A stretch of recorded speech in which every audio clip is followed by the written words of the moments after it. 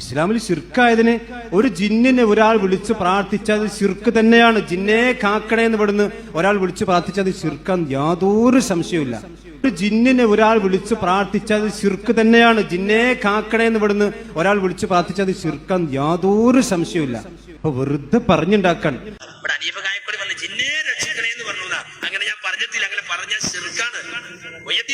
രക്ഷിക്കണേ എന്ന് പറയുന്നത് പോലെ ഒരാൾ ജിന്നെ രക്ഷിക്കണേ എന്ന് പറഞ്ഞാൽ അത് ശിർക്കാണ്.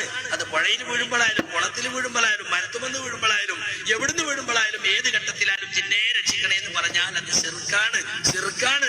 പച്ച കള്ള നിങ്ങൾ എന്റെ പേര് വർത്ത പറയണ്ട. ജിന്നെ രക്ഷിക്കണേ എന്ന് പറഞ്ഞാൽ അത് ശിർക്കാണ്. ശിർക്കാണ്. പച്ച കള്ള നിങ്ങൾ എന്റെ പേര് വർത്ത പറയണ്ട.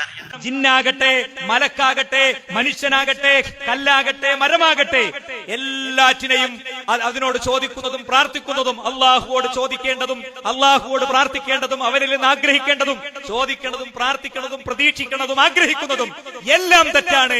അത് 100% ശിർക്കാണ്.